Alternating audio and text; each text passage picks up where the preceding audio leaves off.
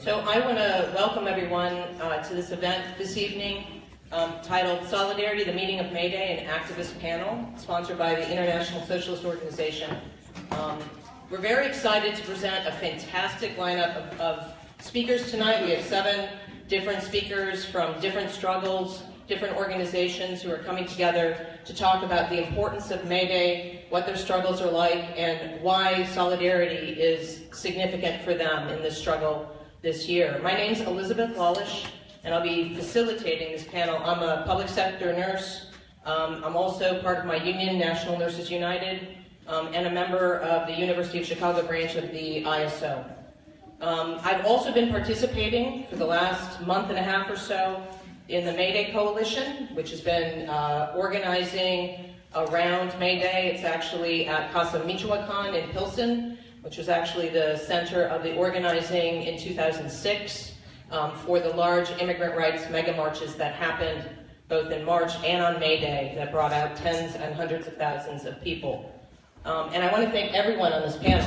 It's a huge panel, and it's going to be very exciting, and really want to thank everyone for coming up tonight and for all the panelists and finding the time to participate with us here and to talk about the importance of these issues, especially today, given what's going on and with Trump in the White House and what this means for the attack on all of us.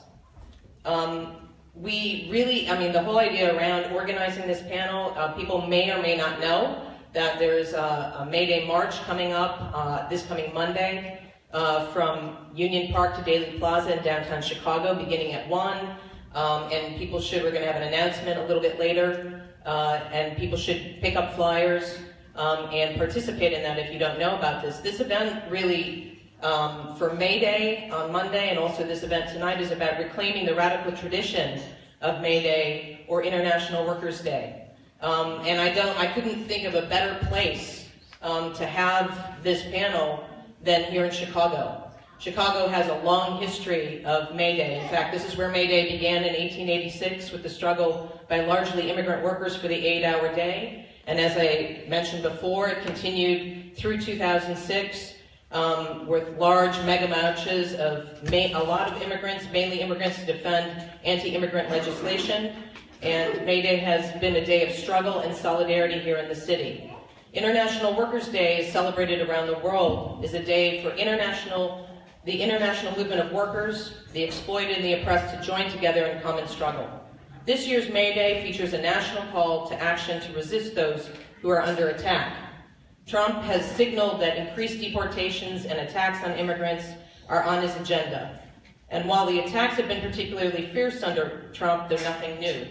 A movement against the bans and walls of Trump is being built that take on these struggles regardless of who's sitting in the White House. In Chicago, as I mentioned, there's been a large group of people meeting to plan around May Day, the May Day Coalition. The march itself on Monday has close to about 130 different endorsing organizations representing immigrants, labor unions, and a wide variety of diverse communities and issue-oriented organizations throughout the city. This panel of prominent activists representing many of the fights that will be united on May Day will make the case for solidarity and struggle on this day and beyond. From the fight against deportations for refugees, against Islamophobia, against racist cops and mass incarceration, for a living wage, for a fully funded public education system, and to struggle for a free world, a world free of oppression and exploitation. Understanding an injury to one is an injury to all, this is really the essence of solidarity. So it's within this framework each panelist will take up, as I said before, the struggles that they're involved with, why May Day is the next step for that struggle, and finally, the importance of solidarity.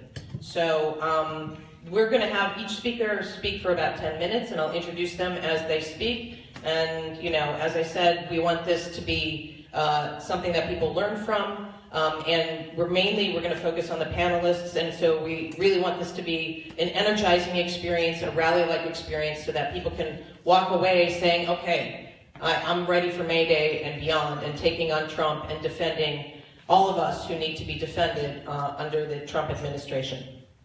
So the first speaker we'll have is Jorge Mújica. He's a longtime labor and immigrant rights organizer and organizer for Rise in Chicago. Jorge?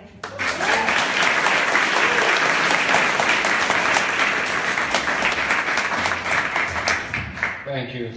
Welcome, everybody. Good evening. Yesterday, the Department of Justice opened up their hotline to report criminal activity by aliens.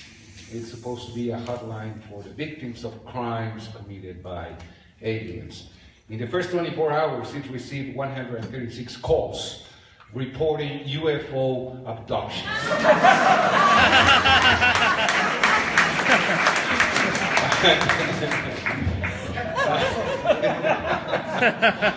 So what I want to say is, not everybody thinks the same thing when you say alien. And we might make a joke of it. That's true, the 136 reports.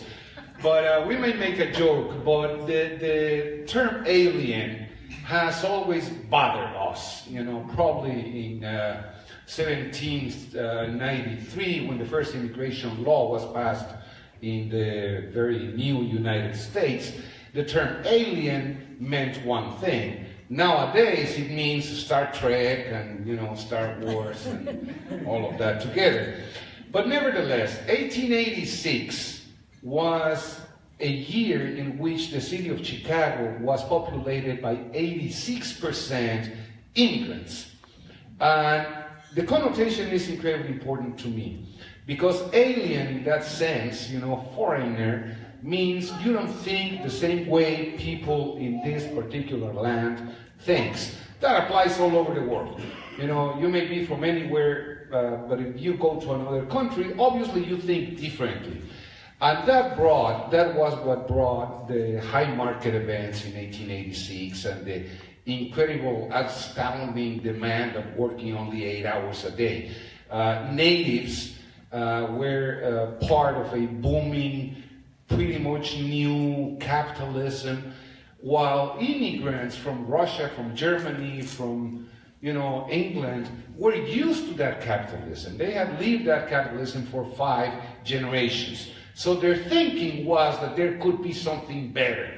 And they brought those ideas with them, and they imposed those ideas in this 86% immigrant alien city. And that's exactly what we did, I think, in 2006. Immigrants brought a different kind of thinking, and that thinking included the famous May Day. Because nobody in Chicago knew about May Day. I mean, very few people knew about the high market and May Day and the Chicago Martyrs, but all immigrants knew. So when the time came to propose a national day of action in 2006, there were 2 proposals, April 10, which we still don't know what it referred to, but our proposal was May Day. And May Day was the one approved, and you know, we marched maybe about 12 million people on that single day in 2006. That was alien thinking, and I'm glad to be an alien.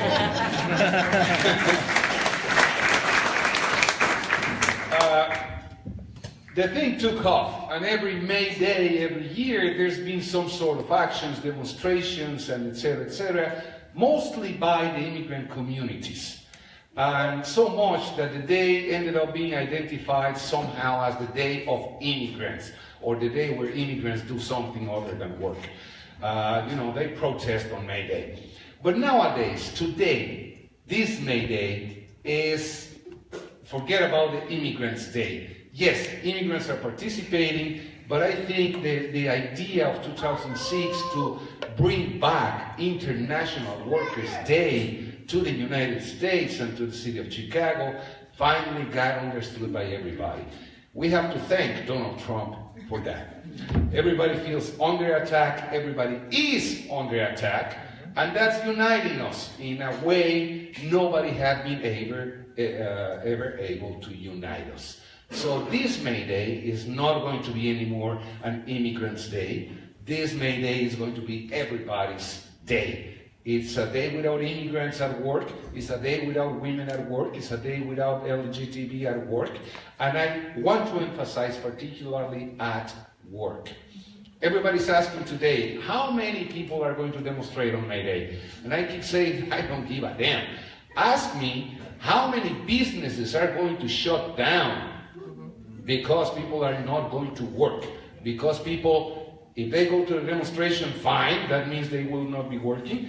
And if they go home, it's fine with me too. I want to see them in a demonstration, but most of all, I want to see people not going to work on May Day, because that is power. Every time we say, oh, we have to hit them where it hurts the most, in the pocket. Okay, this May Day is the day to hit them in the pocket. I think that you can only bring about change when you create a headache so big that every politician from any political party has to act. And that's exactly what this May Day is all about. To me, the slogan of resist is good, but I think we have to be on the offensive, not only on the defensive. And this May Day is going to be exactly that. We are going on the offensive. We are shutting down this town. We are shutting down as much of this country as we can, and we are doing it all together. Not immigrants, not aliens. I mean, in a way, everybody's going to think alien on May Day, because this would be pretty much like the first general strike in the United States in over a century. I don't know how long do I have. She's not paying attention to the clock. 4 minutes. Jeez, I still have 4 minutes. Okay. Well, just a reminder, 1 p.m. at Union Park. And I think everybody knows where Union Park is, where Connolly's statue is, and where the High Market Monument is nowadays. What's going on in immigration these days? A lot of discourse and a little bit, just a little bit of happening. Statistically speaking, immigration detained and deported less people since January to March than Barack Obama did in 2013, the same period, when he was inaugurated for the second time. Immigration courts are full, are packed. In January, there were 500,000 cases in backlog in the immigration courts. Today, there are 600,000. The more people Donald Trump detains, the more time you have to remain here legally if you ask to see a judge, because the courts can't keep up with the demand. The first hearing for someone detained and put into immigration proceedings, if you request your hearing, the first hearing is being given to you in 3 years. So if you get detained today, your first hearing is going to be in 2020. And if in 2020 you request an extension, it's going to be in 2024. So yes, the climate and the discourse is incredibly anti-immigrant, but in real practice, this is not really happening. And we launched a campaign since the end of January. Fear paralyzes, good information organizes. What we are doing is educating the community on how to face immigration, what happens if they knock on your door, what happens if they go to your workplace, how can you deny them entry, and we are teaching even the company owners. The same way they shut down the door to the OSHA inspectors, they can do the same thing with immigration. You know, they can shut the door down on immigration. That's it. Either you have a warrant or you don't come in. So we are launching this incredibly big campaign of educating, because I think only by self-enforcing we are going to succeed. If we fall into the pattern of relying on attorneys and relying on service models, ONGs, we are not going to go anywhere. We simply wouldn't have the capacity. But we can educate people, and that's exactly what we're doing on immigration. Getting the fear away from the community and educating them so they feel confident that they have rights, which is true, but they have to enforce them themselves. That's the strategy we have launched. And we will continue doing that, you know, ever and ever forever. I think that's pretty much it.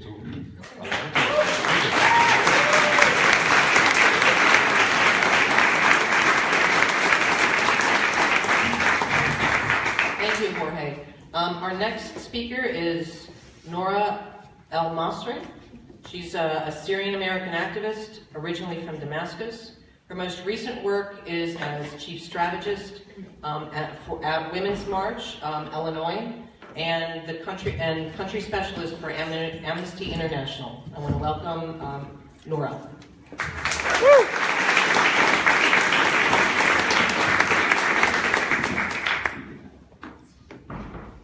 Peace be upon you all. Assalamu alaikum.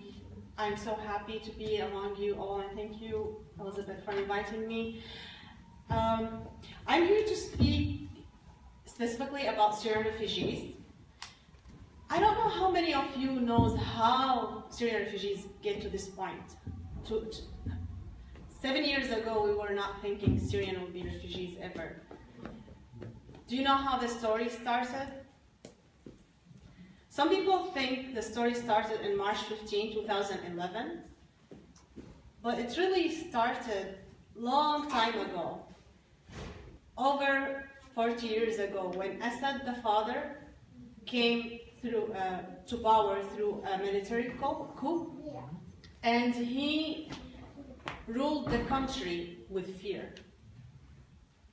And this is what I would like to reflect on, like these days when I hear Mr. Trump talking and try to scare people, scare immigrants, scare refugees, telling us media is fake media, no one's telling the truth.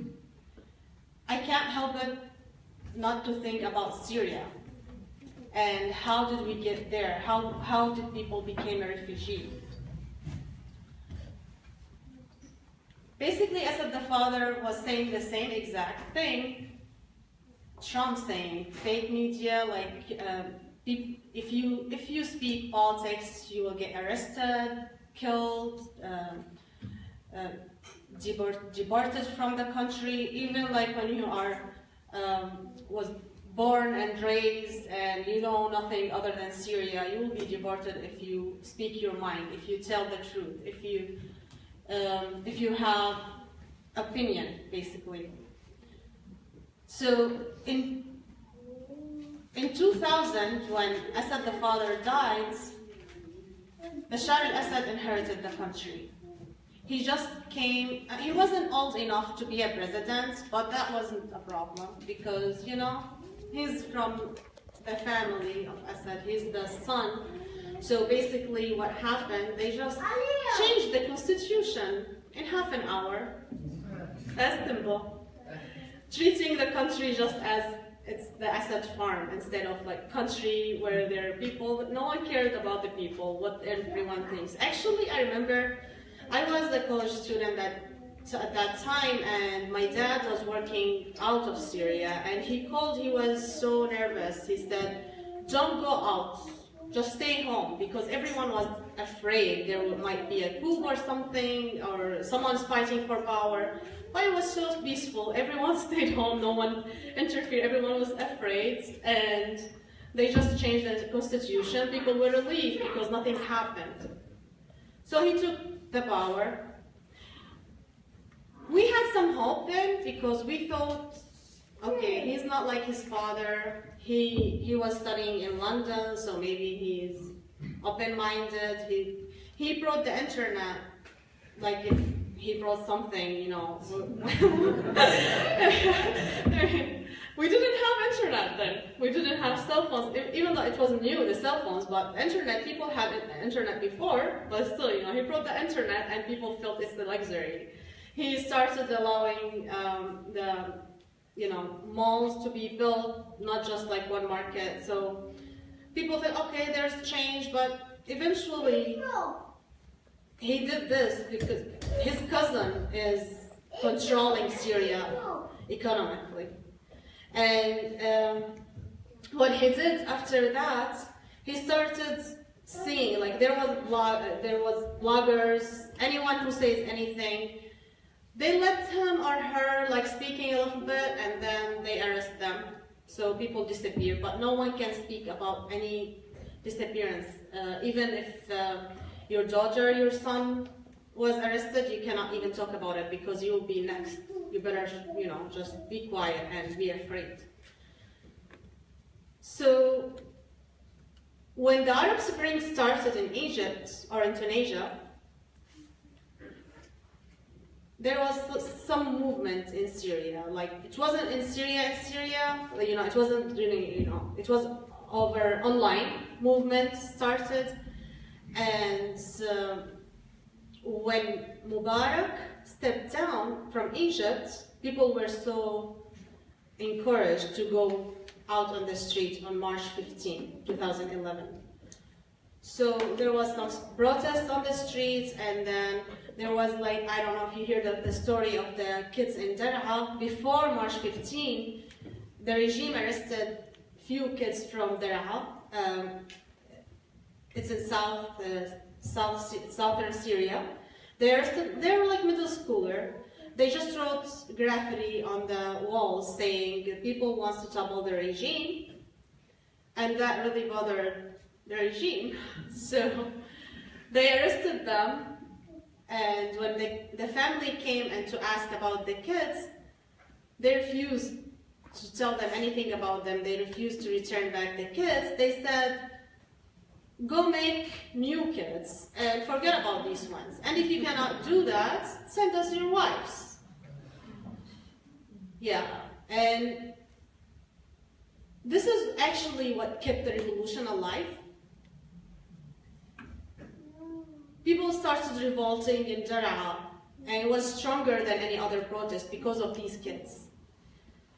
And the regime in March 18, 2011 killed the first person in Daraa. And this is when other cities start like protesting and in solidarity with Daraa and requesting to bring freedom and to bring justice to these families and bring the kids back. The regimes started to get, okay, we have to do something, but what he did, just, tell the security forces, you go do whatever you do, and start claiming this is terrorism and he's fighting terrorists. But then what happened after a few months, he brought the army into the streets. And the army was in between the security forces and the people, the protesters. They ordered them to kill the people, saying these are terrorists. And some of these people, army personnel, they said, no, they are our people, how can we kill them? And the security forces tell them, okay, if you don't kill them, we will kill you. Some of them get killed, some of them killed people, some of them found the time to get defected. So this is how the Syrian Free Army was formed after 8 months. But before, it was totally peaceful, even though the regime tried so hard to make it an armed revolution. The people resisted and made it, keep it peaceful for 8 months. But when the army started defected, they started protecting people, and some other people joined them to to protect the people and to empower these people. Because if they arrest them, they're gonna kill them right away. And a lot of peaceful protesters, peace activists actually were killed by the regime. Actually, they would arrest them. I don't know if you heard about Gandhi. Gayat Matar, he was 27 years old. His wife was pregnant when they arrested him, and in 4 days he was killed. And he was killed, in a very ugly way. They took his organs out, and it was miserable. So this is just one example of how they kill people. After that, the ISIS and other terrorist groups starts coming, and the regime says, okay, we're fighting these terrorists.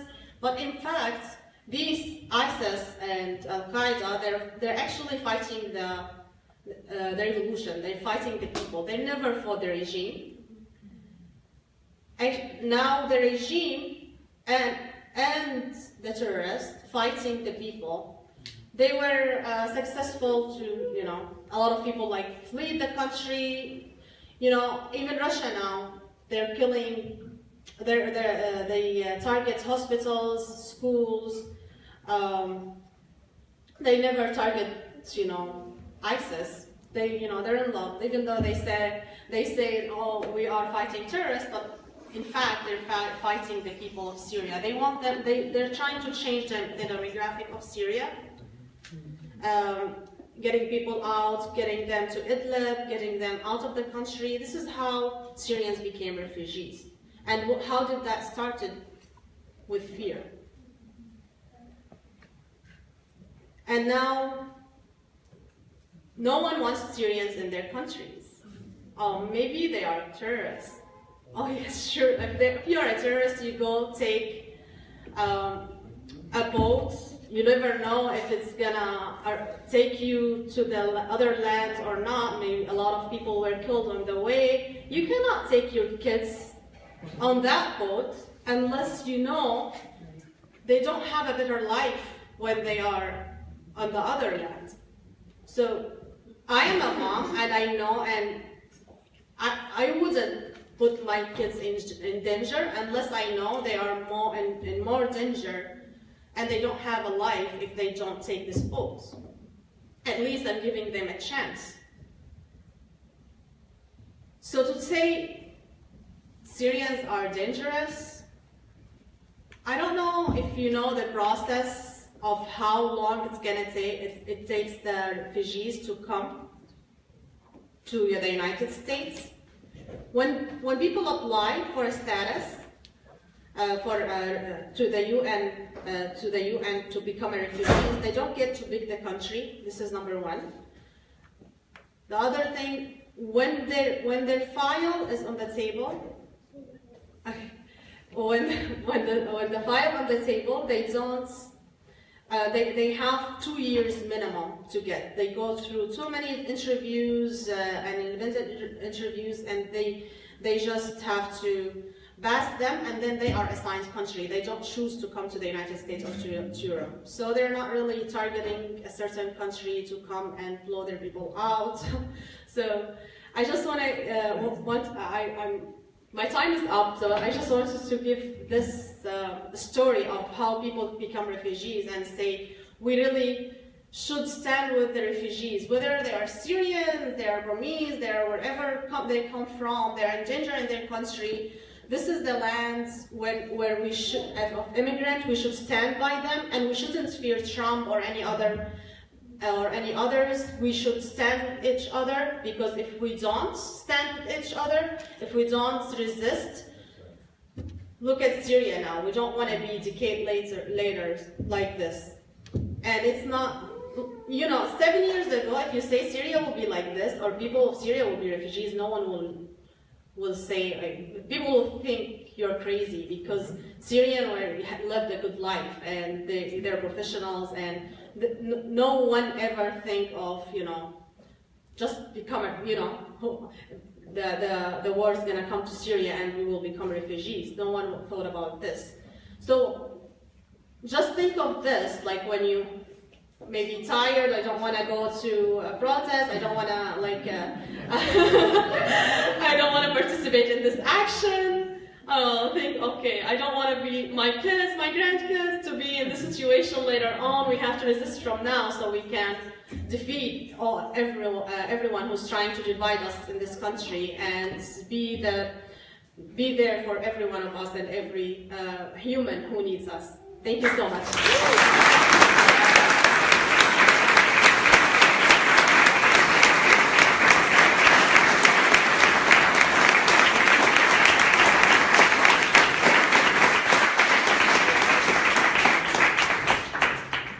Thank you very much, Nora. Our next speaker will be Nancy Serrano. She is a teacher and an activist. She's a member of the Chicago Teachers Union Executive Board and the CTU Latino Caucus. Warm welcome for Nancy Serrano.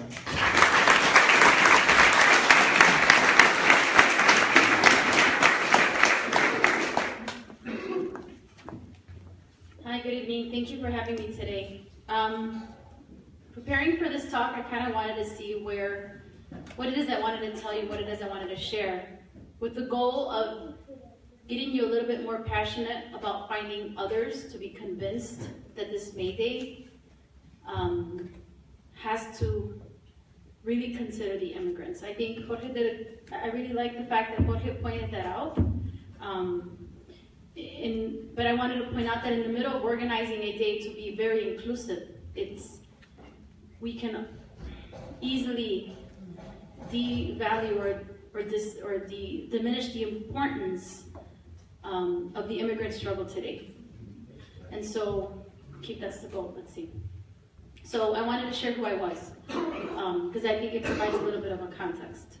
So I'm a teacher of 14 years plus. I'm a veteran. I'm proud to say that because sometimes people don't think they'll make it through. And I also went to CPS K-12. I grew up in Back of the Yards, which is part of New City, which is very close to Englewood, which is it's right now, as of today, one of the most violent communities in the city of Chicago. There's been so much death in Back of the Yards today. It's kind of like back to the number of deaths there were when I was growing up there. And so I was raised by a single mom who immigrated to this country and remained undocumented up until I was like my late 20s or early 30s. I lost track. She was raising 9 children on her own, and so I was the first to go to graduate from high school, first to go to college. So although I was born in this country, half of my siblings weren't. And it's important to point out that even though we have American-born students in our classrooms, they are still experiencing the immigrant struggle because they are living in mixed-status families, because they have a family member who's undocumented or who's facing deportation or even risking losing their status. And so this issue of immigration is critical, and it's a big part of my life. And so as a teacher, many of our immigrant families are being forced to live in this type of survival mode. And I worried every hour of the day, I don't need to convince this audience about the real trauma and the fear that our parents, that our immigrant communities are under. But I think the struggle here for us is figuring out a way to get our fellow colleagues, both in our personal and our workspaces, convinced that this immigrant struggle is everyone's struggle. And as well as motivate and push if we have to. For them to stand up in defense of our immigrant brothers and sisters. And so, again, May Day's about the worker, but it's important to highlight that it's about the immigrant struggle right now too. And this is the struggle that we're dealing with in CTU. How do we convince our membership that they should be out there on May Day? We proposed the strike for a day, and we let teachers talk about it, but I know from my school and in many schools, teachers were resistant. And one person put it straight out at one of our HOD meetings. She very frankly went up to the mic and very passionately said, "What is this May Day about? Why should I strike? I don't even know what this is. What is this immigration?" Very frank, and I was very happy that she did that because she's speaking on behalf of many of our teachers who are very disconnected from who our students are. And the irony is that they stand in front of students, of immigrant students who are going through this, and they stand in front of these students longer than their own parents do.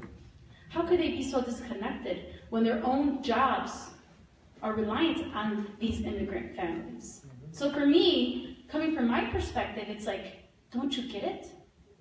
And so I think that's where we're at. How do we as a union push forth and push our membership to really feel this need and this urge to be part of it? To recognize that the immigrant struggle is everyone's struggle.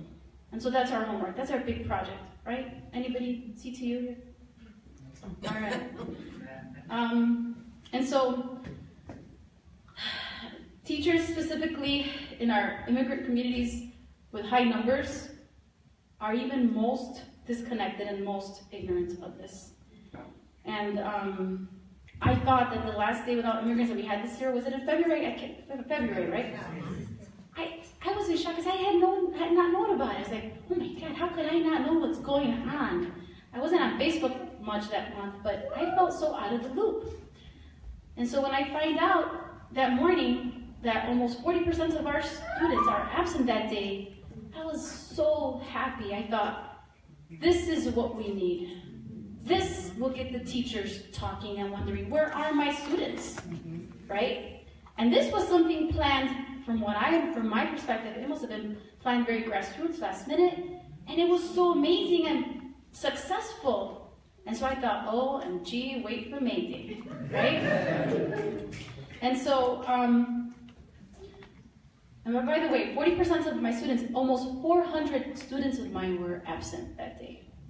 Wow. That's a big deal. And I'm like, oh my God, if I had known, maybe that number would have been bigger. You know, I would have been out there. But anyway, yeah, how do we get our teachers to recognize that if there are no students in front of your classroom, and this happens more than once, and if immigrant families or deported loser status, you have no job. Like, does it have to be that, like, common sense to people, you know? And so this idea of what will happen in May Day has been on my mind since February. And I've gone to some of the organizing meetings for May Day, not as many as Jorge and Natalia, but I've gone to and I keep track and I communicate. I had the chance to also go to Milwaukee to talk to the organizing that's happening in Milwaukee, and you'd be very impressed what's happening there, and it's a little different from what's happening in Chicago. In Milwaukee, they're organizing, in Wisconsin, they're organizing statewide, and who's at the forefront? Immigrants. Who's planning and leading? Immigrants. And I think that's an important lesson, because I'm not too sure if I'll see the numbers on May Day. I don't know, I don't know if I'm convinced that los de abajo, right, the grassroots, the immigrants and their families are going to participate in May in the way that they're participating in Wisconsin. I don't know, so that's something that we need to think about. And so, understanding the challenge that we have as a union to get our membership, to gain a human connection to the struggle of immigrants, is something that's always on my mind. And what is it can I do? And I think it's so important in my role. I don't have time to be involved and go to all these meetings. I don't. And just like my sister said, every time I'm out there, like, I have to do this, because it's not about me, and it's not about tomorrow. It's about 10 and 20 and 30 years, and it's not just about my 4 kids, it's about all children. And that's the type of commitment that we need to have, and we need to really foster among our families and friends. And so, I also wanted to talk about how we really need to get tough, and we need to get, even when we get some pushback, we can't stop. And I'd agree with Jorge that we're spending too much time on defensive tactics, and we need to be more offensive. And what that looks like, I don't know, but I know something, people dream about these things. Situations like this provide a space to analyze and come up with solutions. So let's see what happens as a result. And so, this idea of coming to terms and recognizing that many of our students are experiencing this 24-hour drama, this debilitating fear, the stress, the post-traumatic stress that really does exist, and the poverty and the hunger and the homelessness as a result of their immigration status, and the pressures and the attacks, needs to be recognized more fully and across the board. Teachers and educational workers also need to make sure that they're at the forefront. We have an awesome opportunity as educators, because we are given this opportunity to be the first point of contact for our immigrant families. And if we are the first point of contact, that's an opportunity to really stand up in defense of them. So we need to take that responsibility seriously, and not just see it as an opportunity. And so, I just wanted to share a couple of statistics. You know, we're getting to the point where 1 out of every 4 Latinos is living in a home where at least one parent is undocumented. Now, if we're to consider extended family, that number changes completely, right? I personally have handfuls of cousins who are undocumented. And so, as educators, and with the help and with the leading of our unions, we need to ensure and recognize that that all across the country, Latino student population is increasing dramatically. They're already the majority in California and in Texas, and they are going to continue to increase. So how is it that our teacher unions could prepare for that? Because if they have to sit in front of educators all day long, then these educators must be genuinely and truly invested in who they are and genuinely be working to improve their living conditions, right? It shouldn't be an us and them. And so, one of the things that I think we need to act for, when I say we need to be on the offensive, is not just push for things like comprehensive immigration reform or temporary protections, that only help or fix the situation for a certain portion of the immigrant community. We really need some fundamental changes that'll last forever, so that no fool in a suit who needs to purchase gold toilets can just come up and erase it, right?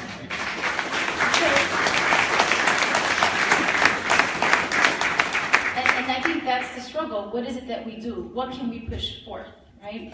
So today I'll update you a little bit about what CTU is doing, and I think in collaboration with a lot of community organizations, in direct response to the immigration threats, ensuring that each school is a safe place, or pushing forth the sanctuary schools resolution that does that, refusing ICE agents sent to the schools, refusing to give information, organizing school communities to know your rights, like educating the community about what the rights are, supporting immigrant families and trying to promote and develop like safe plans and contingency plans in the event of a deportation. But we also need to move past that. It's not just about that. We need to do more than that. I know that's a big task, by the way. I'm giving myself a lot of homework. And so, real quick, what CTU did with this resolution is we're pushing forth a resolution that's going to provide real sanctuary. And I think we're at a perfect point in time where we're provided an opportunity to have this sanctuary be a movement, right? When this first started in the 80s, it was as a result of protecting immigrant families and churches. That's where the official sanctuary began.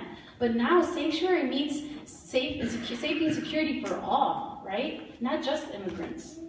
And so CTU is pushing for schools to be the first point of contact and the first point of safety and security for our students. And we're really calling out on RAM and CPS to make our city a real sanctuary. And so let's think of what Ram says when he says we're a sanctuary, right? He says, oh, but we're a sanctuary. Well, is it a sanctuary when when the murder rate is almost 200 already, and we're not even the third? We still have 2/3 of the year left, and we're already at 200 murders. We have the highest unemployment for blacks. He closes schools and slashes funds, the school funds in black and brown communities, and then turns around and sells them for pennies to his little friends. Just heard the news of some schools being sold. Clerk positions are being threatened. Clerks who are mostly women, single women of color, who are major resources for school communities, because they are, if we're the first point of contact, they're the immediate. They're like the social workers and counselors, and they're the go-to person for families. And so Ram says we're a sanctuary, and he continues to slash education budgets, but then he bans the policing budgets. He says we're a sanctuary city, but he covers up police murders of black and brown, and instead spends almost half a billion on settlements for wrongful deaths. And so CTU is demanding real sanctuaries where we could protect and defend all of our immigrant students, where we could eliminate the gang database at the school level, city level, state level, because it's not fair that kids as young as 1 are being put on this list just because of where they live and what they look like.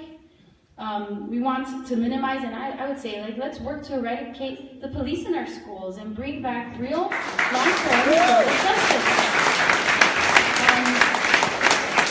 Divest in the police and invest in real community organizations that are going to bring forth long-term safety and security. And these ideas of budget cuts just hurt our schools because we don't have the counselors that we need to deal with this trauma. And so we need to really ensure that schools are quality and they're fully funded. Training teachers on restorative justice practices, because CPS says, oh, we've already done that. We've changed our student code of conduct. It now reflects the restorative justice approach. But they're lacking in the developing of training of teachers. And so you still have no buy-in from teachers because they just don't know. And so that's hypocrisy. Ron is full of crap when he says we're a sanctuary. And so we really need to hold him accountable when he dares go up to the media and talk about how we're a welcoming city ordinance, because that's bullshit. You know, we are known nationwide, internationally as Chirac because of the murders, because of the violence, because of the poverty, because of the unemployment. And that's just bull. So we really need to push him to change that. And we're doing that in CTU. But it's a lot of work. But we're pushing forth. And it's so important that you stay involved and organized. I hope that you recognize now the need to really spread the word and get our, because all of you, how many of you know a teacher? Have these conversations, convince them, hook them in, that they have to care about our immigrant families. And if you have to get as low as to say your job depends on it, then do it. All right, thank you very much.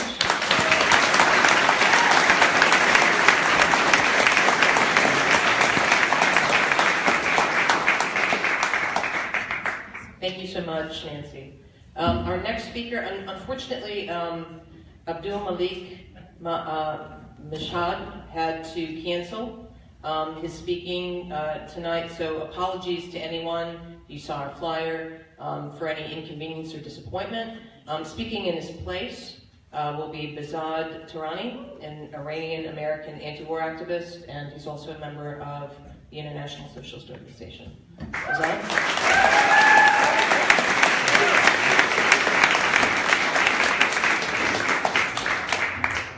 Thanks, guys, for having me. It was kind of last minute, so I haven't had a whole lot of time to get my thoughts together on this tonight.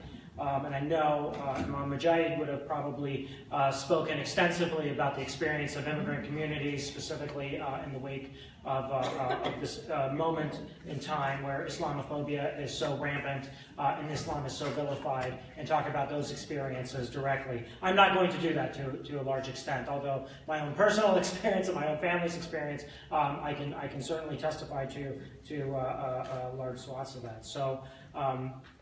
So tonight I'm going to primarily talk about Islamophobia and fit that within the discussion of May Day and the tradition of human migration and the vilification of human beings and their mobility. And the first place I want to start is with the new administration. And in fact, I think the first major act that Trump undertook once he took office was the so-called Muslim ban. It was the very first act. It was the very first public act that took place, and immediately it was responded to in a very serious way by people around this country with the dissent on the demonstrations at the airports in opposition to that Muslim ban. That Muslim ban encompassed 7 countries from Muslim-majority countries in the Middle East primarily, and it's it's no coincidence that those countries were directly under direct U.S. Occupation, under direct U.S. bombardment, whether it's from planes or drones, or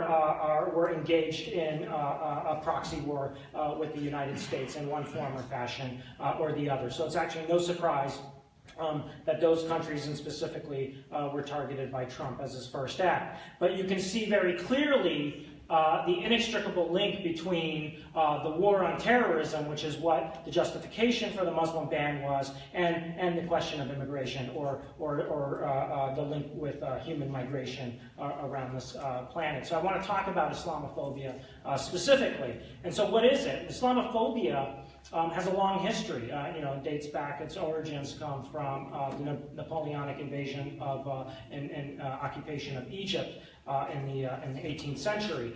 That's its history, that's its roots, but I don't want to spend a lot of time going from the late 1700s until now. What I want to talk about, for sake of brevity, is its current incarnation, and that is the post 9/11 period, where Islamophobia essentially is the equation of, well, I should say it's 2 things in particular. One, it is the equation of Islam with terror. It is the racialization of Islam. It is the racism. It is the creation of racism around an identity of religion, but not just an identity of religion. Because it is racialized, It means all sorts of people get caught up in what is Islamic or identified as Islamic. That is, if you're brown, you could be Islamic. If you wear a hijab, you could be Islamic.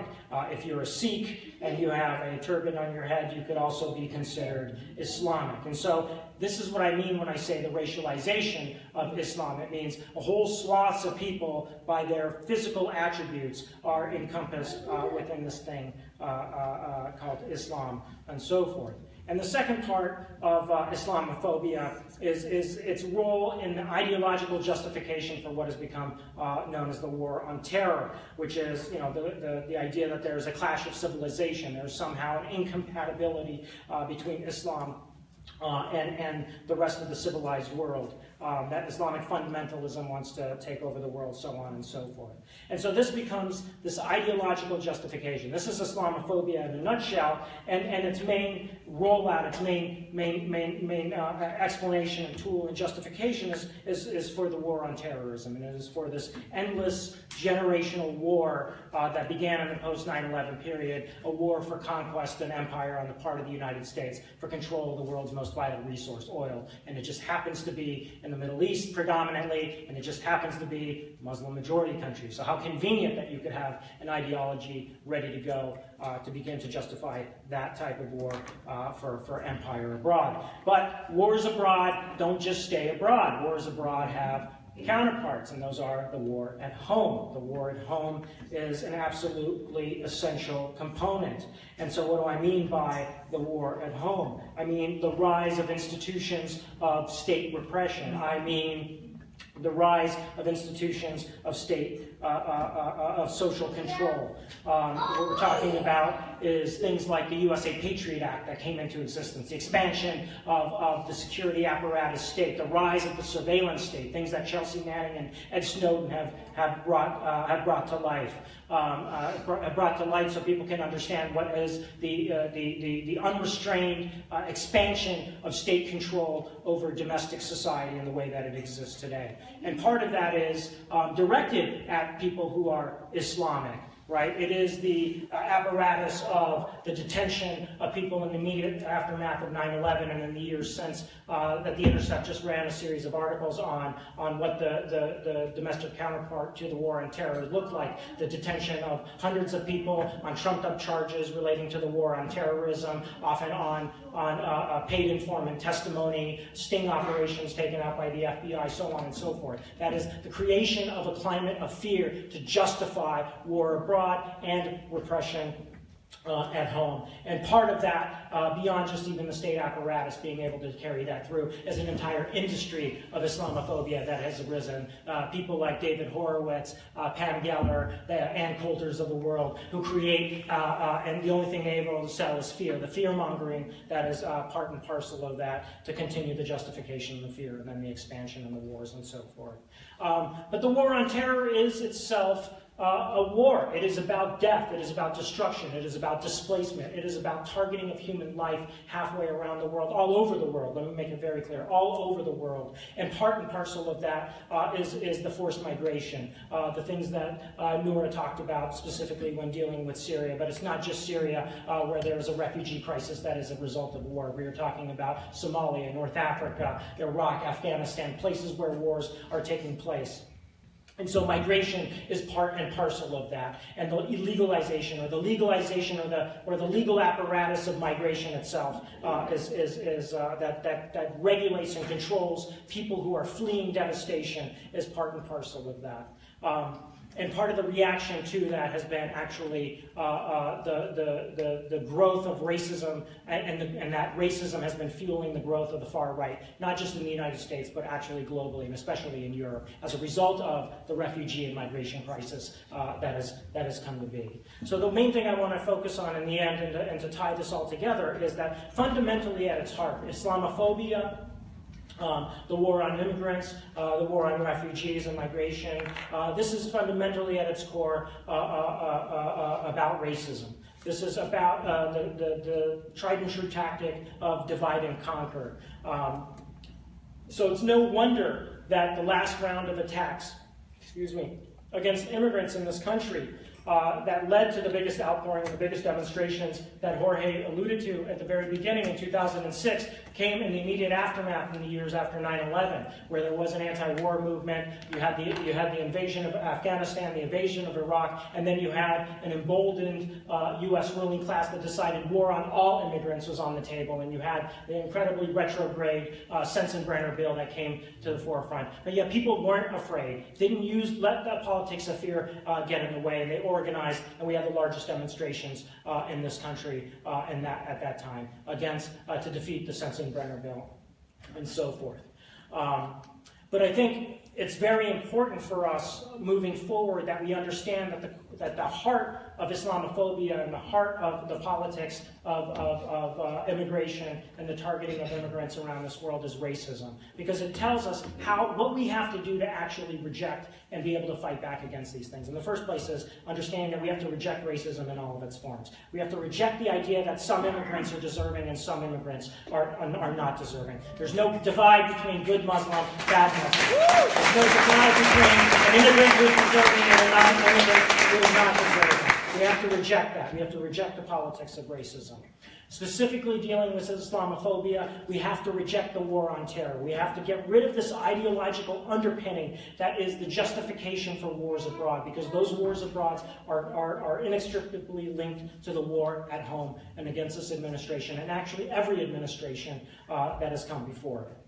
So that's number two. And the final thing I will say, and bringing it all together, is what Elizabeth started with or introduced it, is that is the unity of our struggle. This is about solidarity. This moment about solidarity is the most important thing. We have to get back to a point when we say an injury to one is an injury to all. And I want to go back and finish where I started this evening, and that is the Muslim ban.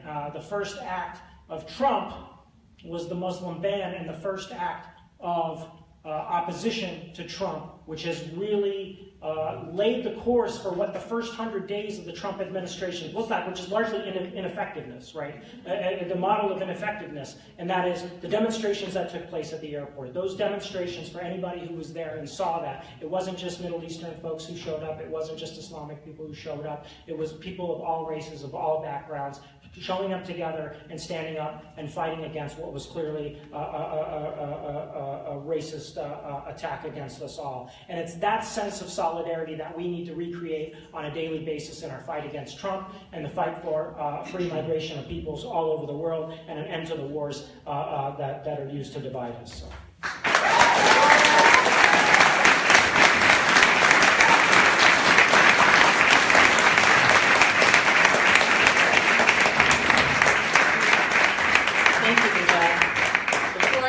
Our next panelist, we are going to pass around a hat that Bridget has over here. We are asking for any donations to pay for the room this evening, so if you could dig deep, as they say, and put something in, and bills make less noise than change, as they say, so but whatever you can contribute is most appreciated. Jorge has also donated his hat. Jorge has his hat out too, thank you, so we can do both sides. So our next speaker is Richard Wallace.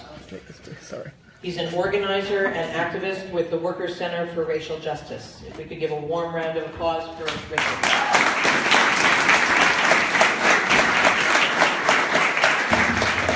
Alright, how's everybody doing? Good. Doing good. Alright.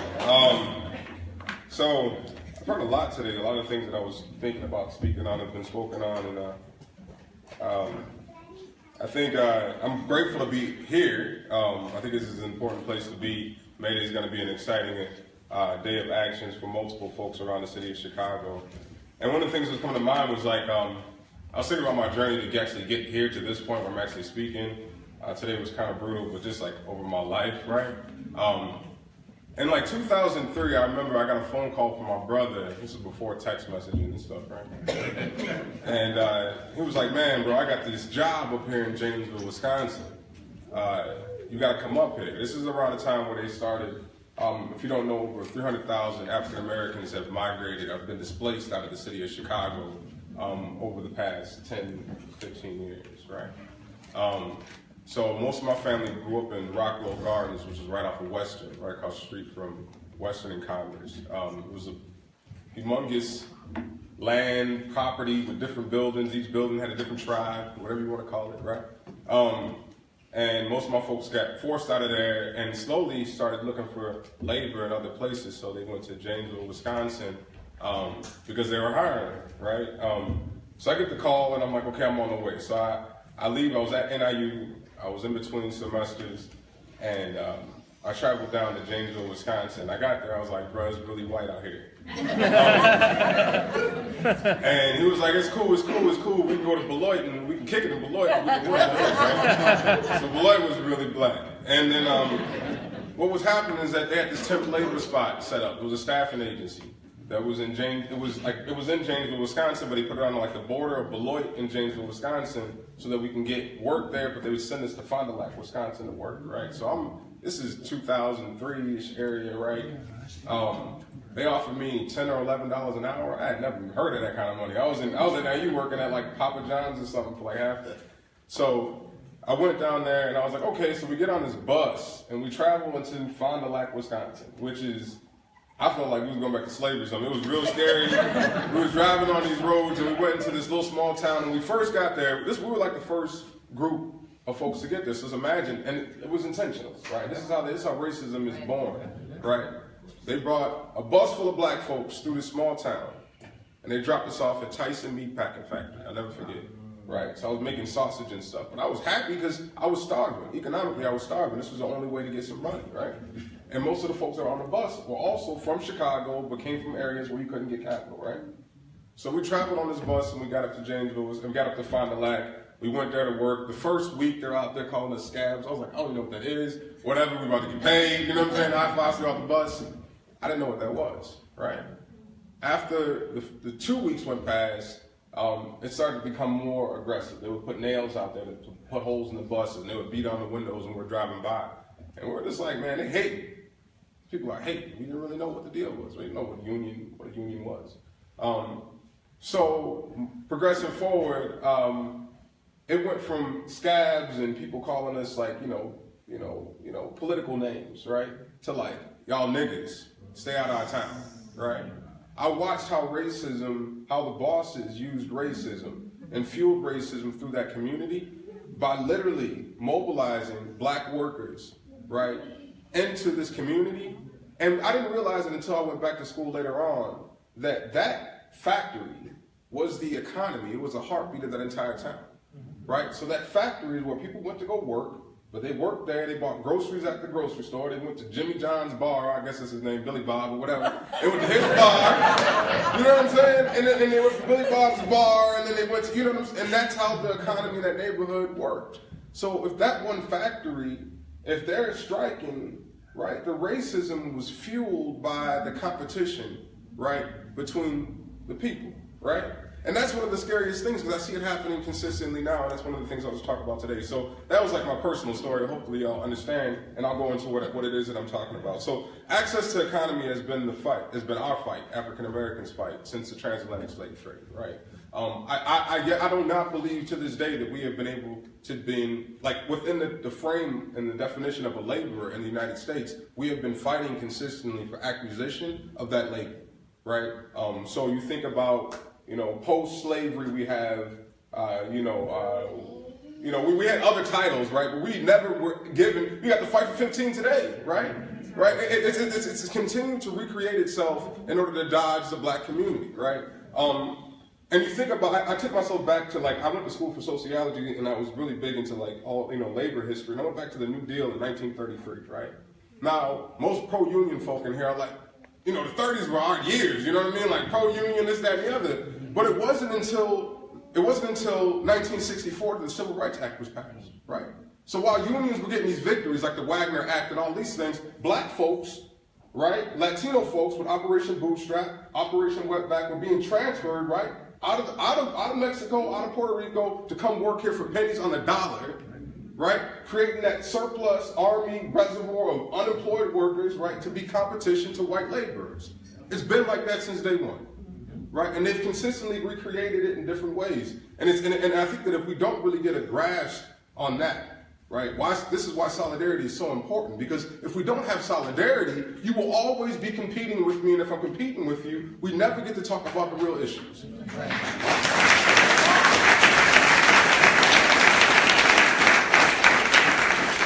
Which brings me into basically what I'm talking about today. So economic violence is one of the things that we talk about at the Workers' Center for Racial Justice, and one of the things that I talk about often. Economic violence being, I trace the indicators being housing, jobs, and education, right? And anytime you see, areas, those areas being impacted, or there being lack of access to those three areas, you're dealing with economic violence. And that violence can be a predictor to the physical violence you see in the streets, right? We can't talk about the folks in the community being violent when, this is my thing, right? We have a formal economy and an informal economy, right? This is a wage-based economy, right? You cannot go to the grocery store and leave out with a bag of groceries and say, hold on to this hope and this love and give them a hug. It does not work, right? You need access to wages, right? If you don't have access to wages, you will create a way, because if you don't, you'll starve or die, right? So in Chicago, my guys are dying because the formal economy has refused to let them in, right? Refused to let them in. So you can't come in here, so they're out here, they're like, we have to create alternative economies, right? Then you get Eric Garner, right? A participant in the informal economy, right? Selling loose cigarettes, which is not an easy hustle. He's not doing it for the look. You know what I'm saying? It's not for street cred, you know what I mean? It is the only way he can survive, right? Alton Sterling, selling bootleg DVDs, which is, again, not an easy hustle, but he's doing it so he can survive, right? So labor, we have to expand, right? When we think about these class issues, we have to expand the definition of what a labor is, right? If we're talking about solidarity for May Day, to include folks inside of the informal economy, because if we don't, those will be the replacements or the competition moving forward. If we don't bring everybody with us, we will lose. And it's happened time after time after time. So I'm glad that we're in there and we're talking about all of these things, and that we're getting close to like solidarity and what that might look like.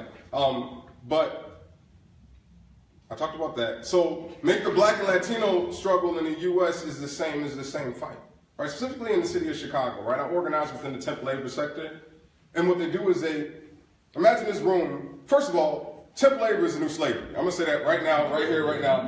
You go into any grocery store, you go into McDonald's, what do you leave out with? You go into McDonald's, what do you leave out with? McDonald's, right?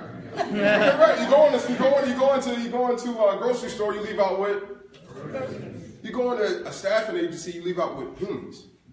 You leave out with bodies, right? They figured out a way. They've legalized a way to buy and sell people.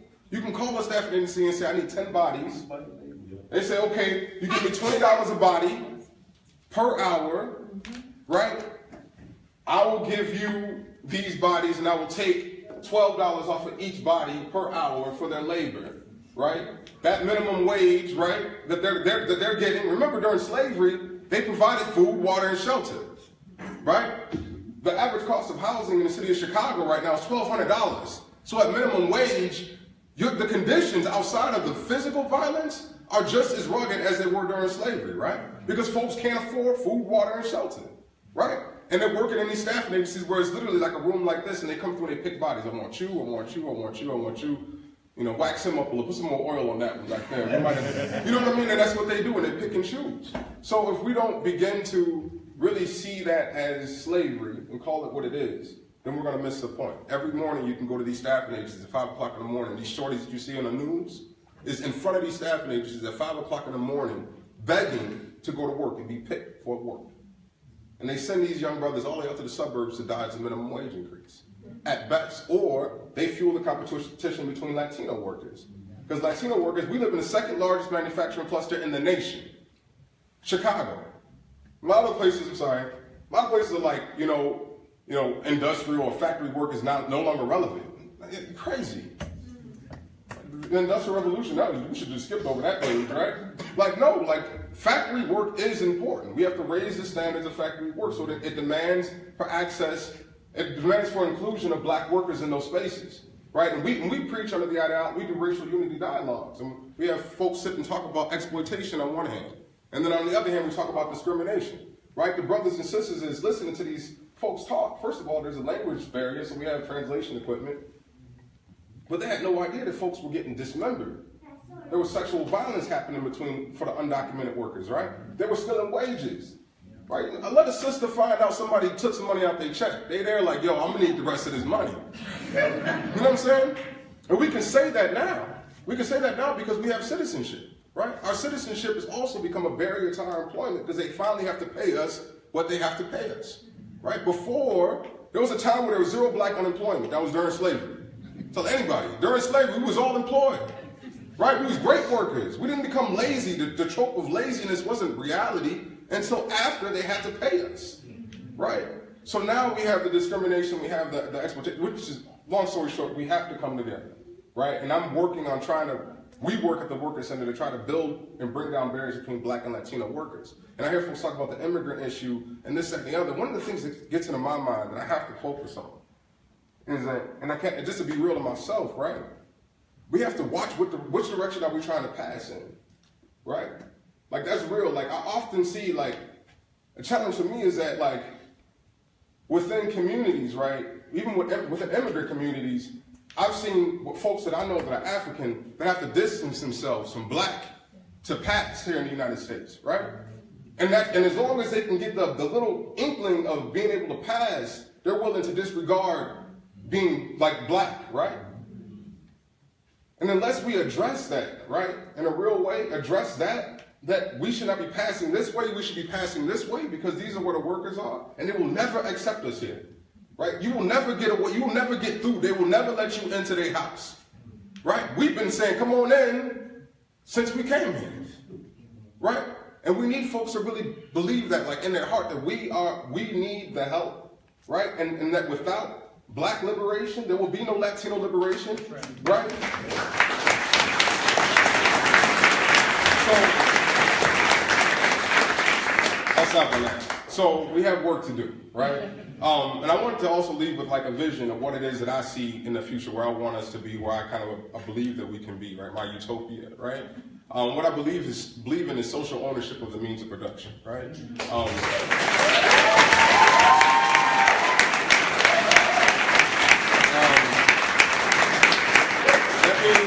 That means I studied Mondragon, worker self-directed enterprises, right? Horizontal organizations, right? Where it's not a hierarchy, where one day you're cleaning toilets, the next day you're managing the books, right? Because it's necessary that we learn all the positions in it. And I've also watched how power has perverted spaces within the movement, right? Because people stay in those positions too long, right? And they forget how to wash toilets. So then they want to preserve and stay in that space, so it cripples so much of the movement.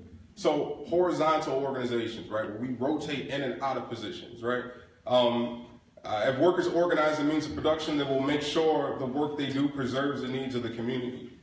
Peasants and farmers will have collective ownership of land, and factory workers will have ownership of the factories.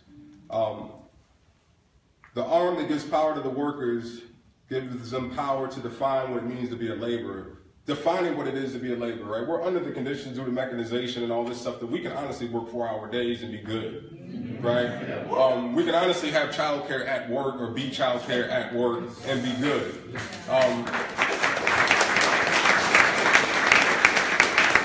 So workers being given the right to define what it means to be a laborer gives them the opportunity to define what that space looks like instead of it coming from the top down.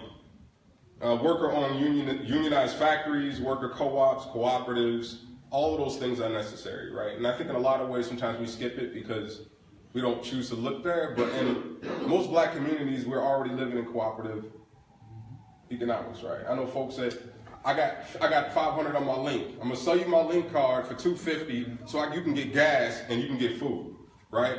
There's one person in this building that does childcare, right? This is row houses. Now all the people bring their kids over there for childcare during the day so that they can go to work. That's cooperative economics. It's already existing within the communities. We just haven't gotten there to, and honestly, some ways the community is light years past the movement, right? Because they're already living off of rations, right? So that is my dream for the movement. That is why I feel like we need solidarity, because if we don't have solidarity, it will be replaced. Right? You will be replaced. There will always be a reserve to replace you. So we have to scrape deep and go to the bottom and get everybody we can into this movement and help them from making it. So thank y'all for having me. And the truth is, to be honest, all too often union leaders have betrayed workers' interests by opposing the rights of immigrants while failing to fight for the rights of African Americans. That situation that Richard described in Wisconsin, that is not the exception, it's the rule in US labor history. And actually, we need to remember that only in the year 2000 did the AFL-CIO finally reverse its longstanding opposition to the rights of undocumented immigrants, making possible, finally, a historic opportunity to unite workers along racial and ethnic barriers. But labor leaders must also reverse their long-standing aversion to class struggle for the movement to go forward. Now, the other crucial lesson of May Day is that just as the German anarchist immigrants in the 1880s brought their radical traditions with them when they migrated to the United States, immigrants have always done that. From the Jewish socialist workers that came over, and really played a huge role in the labor movement in the early part of the 20th century, to the migrant workers from Mexico and other parts of Latin America to this very day. It's not a coincidence that 2006, the Day Without an Immigrant, was led by Mexican and other Latin American workers, tying the strike weapon to the fight for social justice, which is the only way that we can win.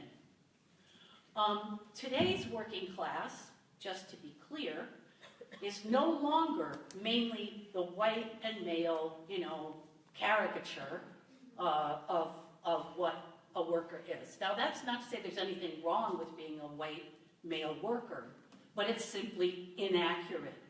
And, that caricature doesn't seem to go away, but the working class majority is actually people of many other races and multiple genders at this point in time.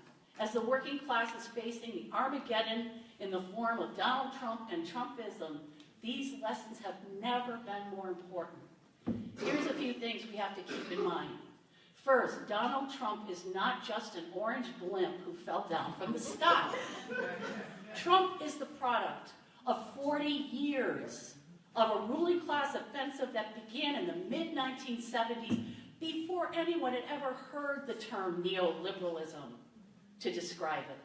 In 1974, this is what Business Week wrote in an editorial about the way that the US corporate class was planning to change all the rules of the game. This is what they said. It will be a hard pill for many Americans to swallow, the idea of doing with less so that big business can have more. Nothing that this nation or any other nation has done in modern economic history compares in difficulty with the selling job that must now be done to make people accept the new reality. End quote. That new reality was straightforward. Multinational corporations were going to be giving free rein to cross borders anywhere around the globe that they wanted to in search of the lowest possible labor.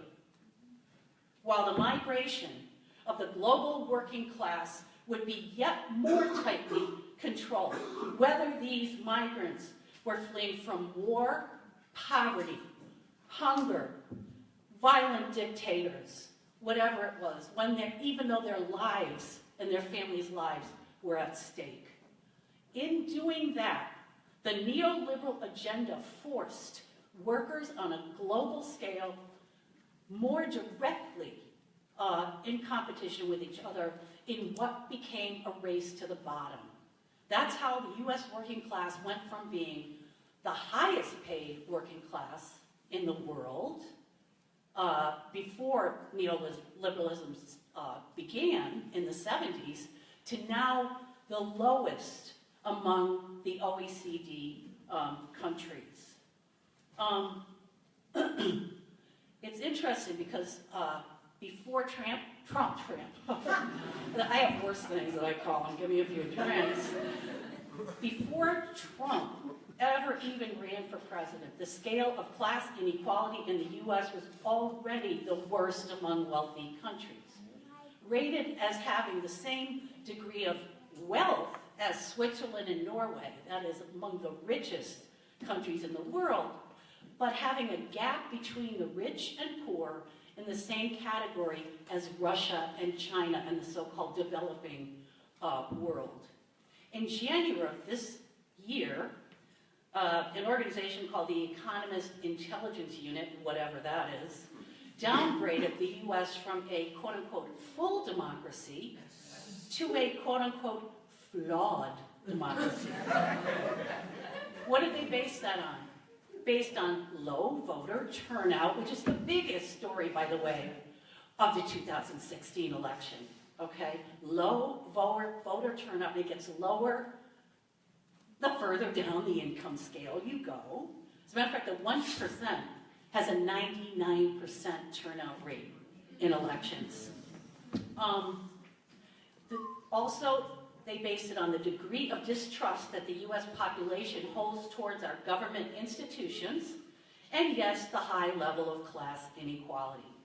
They put it this way, they said, popular trust in government, elected representatives, and political parties has fallen to extremely low levels in the US. This has been a long-term trend and one that preceded the election of Mr. Trump. That's how they put it. The neoliberal project over the last 40 years has been a completely bipartisan project. And both Hillary and Bill Clinton played a big role in implementing that project. Trump, yeah, he wants to build a wall at the Mexican border, but it must not be forgotten that Bill Clinton built the first one back in the 1990s. He built a 300-mile wall. It was called a smart fence at the time.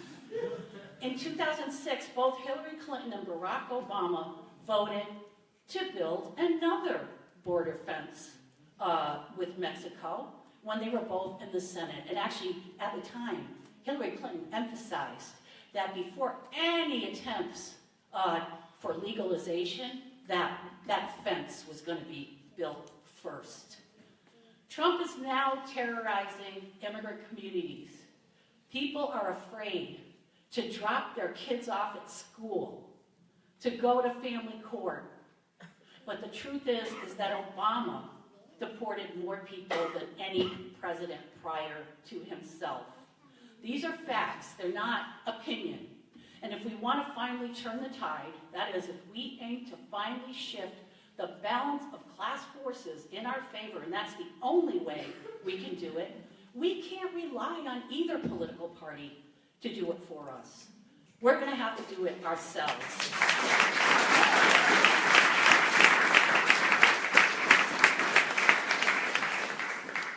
The one and only positive outcome from Trump's election is that millions of people are learning the meaning of solidarity. And that old slogan that we keep repeating tonight, an injury to one is an injury to all, it's great to finally be able to see it beginning to take shape in this country. The struggle that lies ahead of us is not going to be easy. And the truth is, we don't know how big May Day is going to be. But however big or small, the truth is that it's necessary. It's a necessary step in rebuilding the working class struggle in this country. White workers are suffering, but Black, Latino, Arab, Middle Eastern, Muslim workers are suffering more. We have, as white workers need to learn, and I do believe that we've seen some very positive signs at those airport protests and other protests, that's the way we have to build at this point in time, that there's no other way. The struggle ahead of us is not going to be easy. It's going to take time. But we also know that today, however long it takes us, however difficult the road ahead is for us, we are standing on the right side of history. Thank you.